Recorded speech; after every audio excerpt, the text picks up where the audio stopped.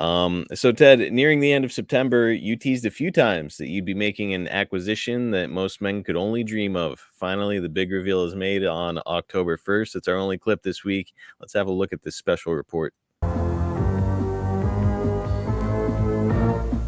Last week on the Superstars of Wrestling, Ted DiBiase revealed his newest and proudest possession. On this special report, we take a look at the $1 Million Man's revelation.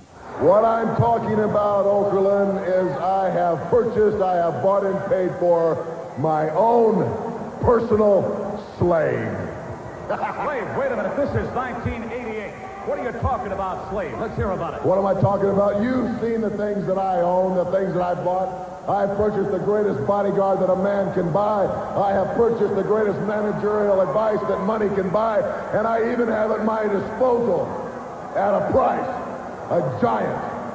And what am I talking about? Read my lips, I didn't stutter. I bought my own slave. Your own slave? Just who might this slave be? Well, Hercules. Now, wait a minute, gentlemen. Bobby, what the hell is he talking about, Trust man? me, don't worry about it.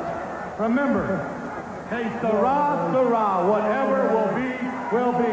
Hurt. We're supposed to go down, Bobby. The party's over. No. Bobby, the party's over. We're supposed to go down. The new position you have right now is something, buddy, something that you've earned. No.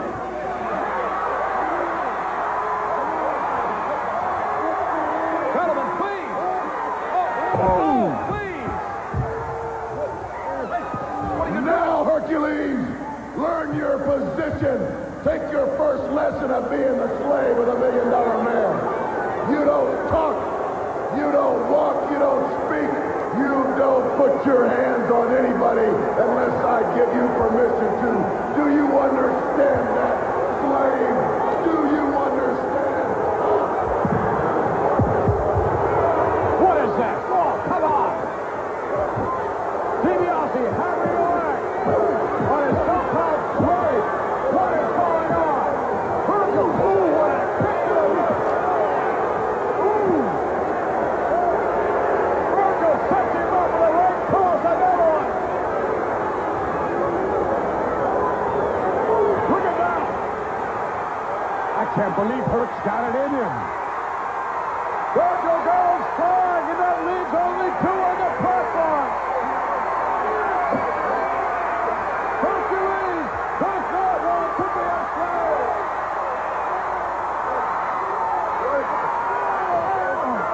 DiBiase, Virgil, ready for power.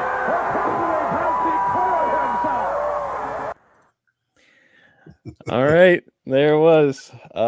So Ted, purchasing Hercules. I know you didn't write this storyline, of course, but probably something that wouldn't really play well with the modern audience, right? Oh gosh, I mean, just watching that, there's no way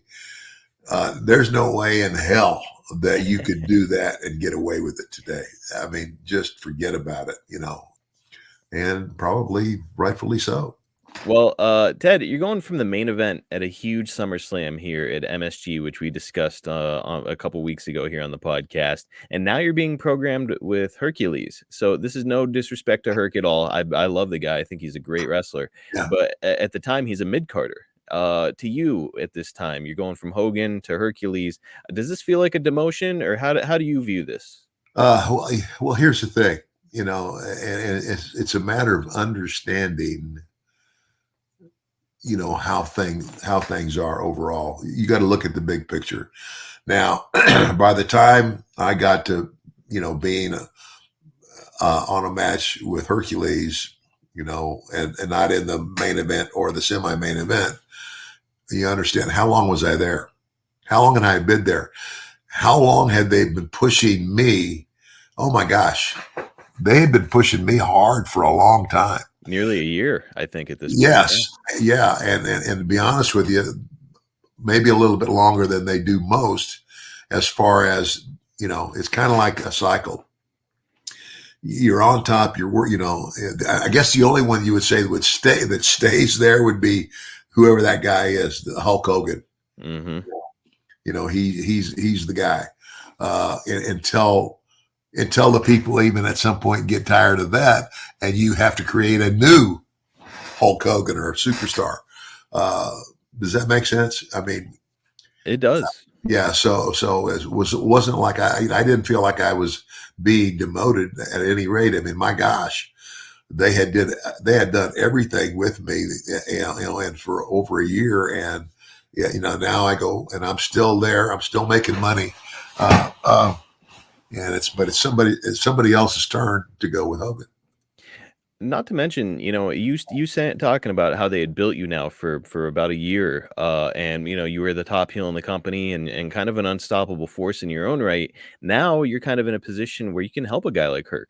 Maybe if there's a chance that he could become a main eventer, working with a guy like you would position him very well. Yeah.